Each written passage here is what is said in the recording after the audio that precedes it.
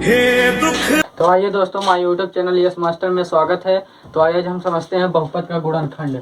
बहुपद का गुणनखंड यानी हम गुणनखंड करना इसमें सीखेंगे और बहुत अच्छी तरीके से सीखेंगे। आपको आपका गुणनखंड में जो भी डर है उसको आज खत्म कर देंगे। पूरा एकदम कंसेप्ट के साथ समझेंगे, पूरा जीरो से लेकर हाई लेवल तक पहुंचाएंगे। आपको जितने भी टाइप के इसमें गुणनखंड होते हैं पूरा एकदम टाइप समझाएंगे, पूरा एकदम टाइप समझाएंगे। कोई भी आज टाइप बचेगा ही नहीं, जितना टाइप है पूरा आज समझा ही डालेंगे। और मैंने इसका वीडियो इसलिए बनाया है क्योंकि जो कक्षा 10 का 2 पार्ट है, यानी कक्षा 10 का जो 2 पार्ट है उसमें आपको प्रश्नावली 2.2 में यानी 2.2 जो है ना वो गुणनखंड से ही संबंधित है। इसके पहले मैंने इसको इसीलिए बनाया है। आप इसको पहले देखिए, उसके बाद प्रश्नावली 2.2 को देखिए बाद में। तो चलिए शुरू करते हैं बहुपद का गुणनखंड। तो देखिए बहुपद का गुणनखंड, बहुपद का पहले जानते हैं व्यापक रूप होता क्या है। बहुपद का व्यापक रूप जो होता है, देखिए बहुपद का यहाँ पर लिख सकते हैं व्यापक रूप। बहुपद का व्यापक रूप, बहुपद का जो व्यापक रूप होता है वो होता है क्या, वो होता है एक्स स्क्वायर होता है प्लस ए, मतलब प्लस में होता है बी एक्स और प्लस में होता है सी। ये हमारा होता है बहुपद का व्यापक रूप। ये क्या होता है, बहुपद का व्यापक रूप होता है। जैसे देख सकते हैं आप, यहाँ पर दिया गया है, क्या दिया गया है कि x square minus 2x plus में 8 यानी दिया गया है एक्स स्क्वायर क्या है, एक्स स्क्वायर ही दिया गया है। और बी एक्स, बी को मान लीजिए क्या है, बी एक पूर्णांक है। बी मतलब क्या होता है, एक पूर्णांक है।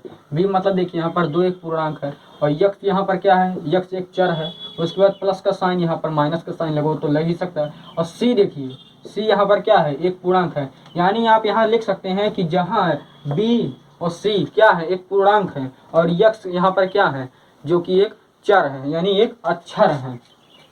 तो आप समझ गए बहुपद का व्यापक रूप क्या होता है। आपको अगर इस तरीके से मिलता है कि x square plus b x plus c के रूप का आपको कहीं मिलता है तो आप जान लीजिए वो क्या है, बहुपद का व्यापक रूप है। यानी इसको आपको क्या करना है, इसका गुणनखंड निकालना है। कहीं कहीं पर आपको मिलता होगा कि x square plus b x plus c बराबर क्या, 0। कहीं कहीं आपको इस तरीके से मिल जाता होगा कि बराबर में 0। एक किसका रूप हो जाता है, द्विघात समीकरण का रूप हो जाता है। किसका रूप हो जाता है, द्विघात समीकरण का रूप। यानी इसका समीकरण निकालना होता है। द्विघात समीकरण का रूप क्या होता है, यही होता है, लेकिन खाली बराबर में क्या होता है, 0 होता है। तो उसे क्या कहते हैं, द्विघात समीकरण। तो चलिए समझते हैं बहुपद का गुणनखंड। तो गुणनखंड कैसे किया जाता है पहले इसको देखते हैं। देखिए गुणनखंड, गुणनखंड में आपको दिए रहेंगे 2, आपको दिए रहेंगे या 2 या 3 आपको क्या दिए रहेंगे, पूर्णांक दिए रहेंगे और उसमें चर भी होंगे साथ साथ, उसमें क्या होंगे, चर होंगे। देखिए इसमें होता क्या है, जो पहली संख्या होती है यानी पहली संख्या, मान लीजिए पहली संख्या आपको ए है, पहली संख्या क्या दी गई है, ए दी गई है। और उसके बाद दूसरी संख्या क्या है, मान लीजिए पहली संख्या और अंतिम संख्या, पहली संख्या ये है और अंतिम संख्या क्या है, 8 है। पहली संख्या और अंतिम संख्या का गुणा करते हैं, क्या करते हैं, ए गुणे बी। यानी आप इसको ए मान लीजिए, इसको क्या मान लीजिए, बी मान लीजिए। या आप देखिए, आप पूर्णांक मतलब इसके व्यापक रूप के हिसाब से कीजिए कि इसको ए मान लीजिए, इसको क्या मान लीजिए, सी मान लीजिए। क्या मान लीजिए, सी मान लीजिए। जैसे मान लीजिए, हम आपको अच्छी तरीके से समझाते हैं। देखिए इसका व्यापक रूप क्या हुआ, इसका व्यापक रूप हुआ, इसका व्यापक रूप क्या हुआ, एक्स स्क्वायर और प्लस में बी एक्स और प्लस में क्या हुआ, सी हुआ। तो हुआ क्या, अब यहाँ पर देखिए एक्स स्क्वायर प्लस सी, यानी एक्स स्क्वायर का और सी में क्या करेंगे, गुणा करेंगे। यानी फर्स्ट इंटू लास्ट, पहली संख्या का और अंतिम संख्या क्या करेंगे, गुणा करेंगे। तो एक्स स्क्वायर और गुणे क्या करेंगे, सी। तो एक्स स्क्वायर का जब सी में गुणा करेंगे तो हमारे पास क्या आएगा, हमारे पास आएगा क्या, यहाँ पर आ जाएगा एक्स स्क्वायर सी आ जाएगा। क्या हो जाएगा, एक्स स्क्वायर सी आ जाएगा। तो यहाँ पर होगा क्या, एक्स स्क्वायर होगा कि नहीं होगा, प्लस में क्या होगा, एक्स स्क्वायर सी। अब देखिए यहाँ पर होता क्या है, या आप इसको इस संख्या में तोड़िए, यानी दो संख्याओं में इस तरह तोड़िए कि बी एक्स जोड़ने और घटाने पर बी एक्स आ जाए और गुणा करने पर क्या आ जाए, एक्स स्क्वायर सी आ जाए। क्या आ जाए, एक्स स्क्वायर सी आ जाए। देखिए एक्स स्क्वायर सी और बी एक्स तो आ नहीं सकता। अब यहाँ पर देखिए इसमें आ सकता है, इसमें कैसे आ सकता है, देखिए फर्स्ट इंटू आप लास्ट करेंगे तो कितना आ जाएगा, एक्स स्क्वायर 8 एक्स स्क्वायर आएगा कि नहीं आएगा। यहाँ पर लेकिन माइनस है तो यहाँ पर क्या हो जाएगा, माइनस हो जाएगा। जब आप एक्स स्क्वायर को -8 से गुणा करेंगे तो -8 एक्स स्क्वायर हो जाएगा कि नहीं हो जाएगा, हो जाएगा, अपने आप हो जाएगा। आप गुणा करेंगे तो -8 एक्स स्क्वायर हो गया। अब आपको करना क्या है कि इसको दो भाग में इस तरह तोड़ना है कि जोड़ने और घटाने पर क्या आ जाए, -2x आ जाए, और गुणा करने पर क्या आ जाए, 8x² आ जाए।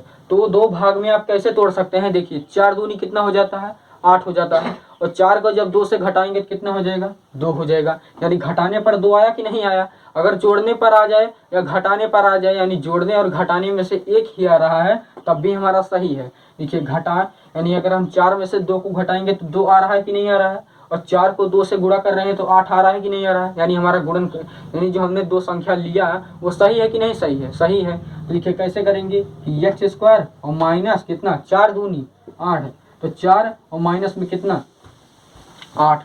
देखिए ऐसे करेंगे कि नहीं करेंगे। आप देखिए हमने क्या किया, हमने फर्स्ट इंटू लास्ट किया, यानी -8x² आया। फिर उसके बाद हमने किया क्या, उसको दो भाग में तोड़ा। यानी कैसे तोड़ा कि हमने इसको जोड़ा, यानी घटाया तो क्या आया हमारा, 2 आया, और उसका जब आपस में गुणा किया तो कितना आया, 8 आया। तो देखिए अब होगा क्या कि यक्स को हम बाहर ले लेंगे, किसको, यक्स को हम बाहर ले लेंगे, फिर माइनस हो जाएगा 8, कितना हो जाएगा, 8।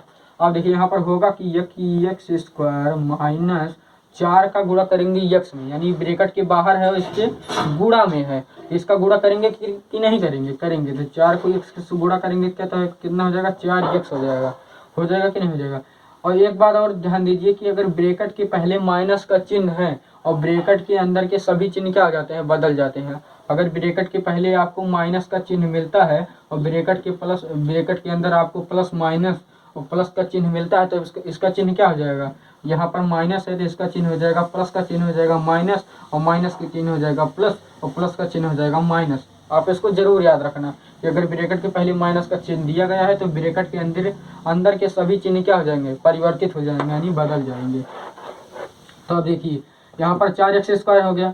देखिए यहाँ पर क्या हो जाएगा, माइनस का प्लस और 2 का गुणा x में, 2x, उसके बाद क्या, -8। अब हम क्या करेंगे, इसका और इसका क्या करेंगे, कॉमन ले लेंगे, इसमें और इसमें कॉमन ले लेंगे। देखिए इसमें आपको कॉमन क्या दिख रहा है, x² दिख रहा है, क्या दिख रहा है, x²। तो यहाँ पर x² लेंगे कॉमन, उसके बाद हो जाएगा क्या, x हो जाएगा, x² से मतलब x हो जाएगा, x² नहीं होगा, x होगा। x से जब x में गुणा करेंगे तो कितना हो जाएगा, x² हो जाएगा, और माइनस, फिर देखिए यहाँ पर कितना हो जाएगा, 4 हो जाएगा, कितना हो जाएगा, 4। फिर देखिए यहाँ पर x से जब 4 में गुणा करेंगे 4 हो जाएगा। आप यहाँ पर देखिए 4 को भी तोड़ सकते हैं, क्या तोड़ सकते हैं, 4 को भी तोड़ सकते हैं। यानी इसके अंदर जितनी भी संख्याएं दी गई हैं आपको क्या करना है, उसमें कॉमन लेना है, यानी उसको आपको क्या करना है, तोड़ना है। तो किससे आप तोड़ सकते हैं, यहाँ पर 2x कॉमन ले सकते हैं कि नहीं ले सकते हैं। अगर आप 2x कॉमन लेते हैं तो यहाँ पर x है, देखिए यहाँ पर x है कि नहीं है। तो अगर हम 2x से x में गुणा करेंगे तो x आ जाएगा कि नहीं आ जाएगा। तो इसीलिए आपको दोनों तरफ देखना है ध्यान से, इसमें कॉमन क्या हो रहा है। तो इसमें कॉमन क्या हो रहा है, x हो रहा है, तो x -4 होगा। अब देखिए प्लस में हमारे पास क्या हो जाएगा, यहाँ पर 8 हो गया ना, x -2x -8 हो गया। अब इसमें कॉमन लीजिए, इसमें कॉमन क्या है, 2 है, कितना है, 2 है, प्लस का 2 कॉमन हो जाएगा। तो 2 को x में गुणा कर देंगे, माइनस कितना बार, 2 चौक के 8, कितना हो जाएगा, 2 चौक के 8। अब देखिए हमारा गुणनखंड क्या बना, x -4 बना, और दूसरा क्या बना, x +2 बना, कितना बना, x +2। यानी हमारे पास कॉमन क्या है, मतलब गुणनखंड इसका क्या बन गया, x -2 और x +4, ये हमारा क्या हो गया, आंसर।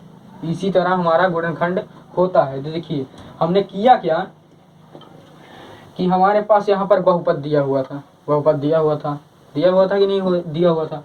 हमने क्या किया कि पहली संख्या को दूसरी संख्या के साथ क्या किया, गुणा किया, और गुणा करने के बाद इसको क्या किया, दो भाग में बांटा।